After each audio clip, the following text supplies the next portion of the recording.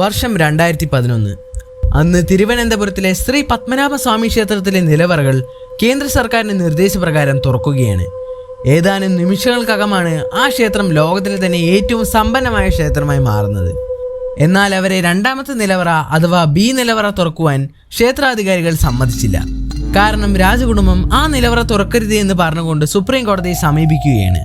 ഇതിനവർ പറഞ്ഞ കാരണങ്ങളിൽ ഒന്നാണ്, ബി നിലവറ തുറക്കുകയാണ് എങ്കിൽ തിരുവനന്തപുരം മുഴുവനും വെള്ളത്തിനടിയിലാകുമെന്നത്.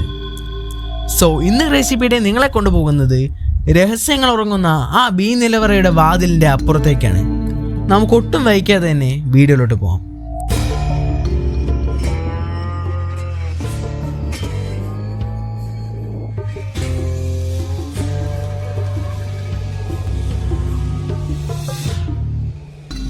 BC 500-കളിലാണ് ശ്രീ പത്മനാഭസ്വാമി ക്ഷേത്രം പണി കഴിപ്പിച്ചത് എന്ന് പറയപ്പെടുന്നു.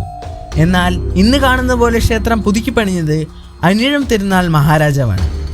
ആദ്യമുണ്ടായിരുന്ന ക്ഷേത്രത്തിന് തീപിടിച്ചതിനെ തുടർന്നാണ് പിന്നീട് അദ്ദേഹം അത് പുതുക്കി പണിഞ്ഞത്. പിന്നീട് 1947-ൽ ഇന്ത്യ സ്വതന്ത്രമായതോടെ അന്ന് തിരുവിതാംകൂർ ഭരിച്ചിരുന്ന ചിത്തിര തിരുനാൾ മഹാരാജാവ് തിരുവിതാംകൂർ സ്വതന്ത്രമായ ഒരു രാജ്യമായി തന്നെ നിൽക്കുമെന്നാണ് ആദ്യം പറഞ്ഞത്. എന്നാൽ പിന്നീട് സർദാർ വല്ലഭായ് പട്ടേലിന്റെ നിർദ്ദേശപ്രകാരം അദ്ദേഹം ഇന്ത്യ സഖ്യത്തിൽ ചേരുകയായിരുന്നു. എന്നാൽ അന്ന് മഹാരാജാവ് ഒരു ഡിമാൻഡ് വയ്ക്കുകയാണ്. എന്നാൽ പത്മനാഭസ്വാമി ക്ഷേത്രത്തിൻ്റെ പൂർണ്ണ അധികാരം രാജകുടുംബത്തിനായിരിക്കുമെന്നത്.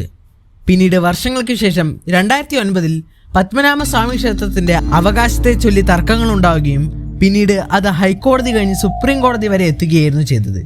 അപ്പോൾ കേന്ദ്ര സർക്കാരിന് സ്വാഭാവികമായിട്ടുണ്ടായൊരു സംശയമാണ്, ഇത്രയ്ക്ക് മാത്രം പ്രശ്നങ്ങൾ ഉണ്ടാകാൻ എന്താണ് ആ ക്ഷേത്രത്തിനകത്തുള്ളത് എന്ന്. അതറിയുവാൻ വേണ്ടി സുപ്രീം കോടതി ഒരു സംഘത്തെ നിയോഗിക്കുകയാണ്. അവർക്ക് കൊടുത്ത നിർദ്ദേശം എന്നത് ശ്രീ പത്മനാഭസ്വാമി ക്ഷേത്രത്തിൻ്റെ മുഴുവൻ സ്വത്തിൻ്റെയും കണക്കെടുക്കുവാനായിരുന്നു. പിന്നീട് കുറച്ച് ദിവസങ്ങൾക്കകം അവർ തിരുവനന്തപുരത്ത് എത്തുകയാണ്. അവർ ക്ഷേത്രത്തിനുള്ളിലെ 6 നിലവറകളും പരിശോധിക്കുവാൻ ഒരുങ്ങുകയാണ്. അതിൽ E എന്ന നിലവറയും F എന്ന നിലവറയും വലിയ 2 മുറികളാണ്. അതിൽ കാര്യമായിട്ട് ഒന്നും തന്നെ ഇല്ലാത്തതിനാൽ അവർ ആ നിലവറകൾ ഒഴിവാക്കുകയാണ്. ശേഷം Cയും Dയും ഓരോ 6 മാസം കൂടുമ്പോൾ തുറക്കുന്നതാണ്. കൂടാതെ ക്ഷേത്രത്തിലെ ഉത്സവങ്ങൾക്കൊക്കെ ആ നിലവറയിലെ വസ്തുക്കളാണ് ഉപയോഗിക്കുക. പിന്നീട് ആ 2 നിലവറകളും അവർ മാറ്റി നിർത്തുകയാണ്. പിന്നീടുള്ള A നിലവറ തുറക്കുവാൻ അവർ പുറപ്പെട്ടു. അവർക്ക് A നിലവറയുടെ കവാടത്തിന് ശേഷം ഒരു ഇരുമ്പിൻ്റെ വാതിലും പിന്നീട് ഒരു മരത്തിൻ്റെ വാതിലും പിന്നെ വലിയൊരു കരിങ്കൽ പാളിയുമാണ് അവർക്ക് കാണാൻ സാധിച്ചത്. പിന്നീട് അത് നീക്കം ചെയ്തപ്പോൾ താഴേക്കുള്ള സ്റ്റെപ്പുകളും അവർ കണ്ടെത്തുകയാണ്. പിന്നീട് ആ പടികളിൽ അവർ ഇറങ്ങിച്ചെന്നപ്പോഴാണ് അവർ ഒന്ന് നിലച്ചു പോകുന്നത്. അവർ ഇന്നേ വരെ കണ്ടതിൽ വെച്ച് ഏറ്റവും കൂടുതൽ സ്വർണവും വെള്ളിയും വജ്രവും മരതകവും അവർ ആ മുറിക്കുള്ളിൽ കണ്ടെത്തുകയാണ്. വാക്കുകൾ കൊണ്ട് വർണ്ണിക്കാവുന്നതിനും അപ്പുറം അത്ഭുതപ്പെടുത്തുന്ന ആ ഒരു കാഴ്ചയായിരുന്നു അത്. പിന്നീട് അവർ 12 ദിവസം എടുത്തിട്ടാണ് ആ മുറിയിലെ എല്ലാ വസ്തുക്കളുടെയും വില കണക്ക് കൂട്ടിയത്. അന്നത്തെ ആ വസ്തുക്കളുടെ വില മാത്രം വെച്ച് നോക്കുകയാണെങ്കിൽ ഇന്നത്തെ 4 ലക്ഷം കോടി രൂപയോളം വരും.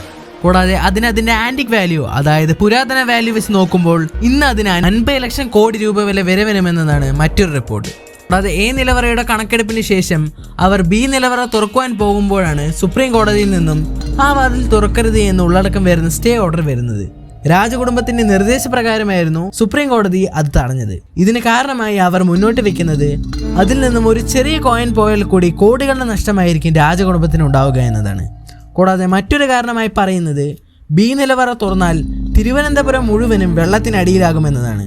കാരണം B നിലവറയുടെ വാതിൽ തുറന്നാൽ ആ വാതിൽ കടലിലെ മറ്റു പല വാതിലുകളുമായി ബന്ധപ്പെട്ടിരിക്കുന്നതിനാൽ തിരുവനന്തപുരം മുഴുവനും വെള്ളത്തിനടിയിലാകുമെന്നതാണ് അവർ പറഞ്ഞ രണ്ടാമത്തെ വാതിൽ. കൂടാതെ ഈ വാതിൽ ആപത്ത് കൂടാതെ തുറക്കണമെങ്കിൽ ഗരുഡപുരാണത്തിലെ നാഗമന്ത്രം ഒരു പ്രത്യേക രീതിയിൽ ആലപിക്കുമ്പോൾ വരുന്ന വൈബ്രേഷൻസിലൂടെയാണ് ഈ വാതിൽ തുറക്കുകയുള്ളൂ എന്നതാണ് അവർ മുന്നോട്ട് വയ്ക്കുന്നത്.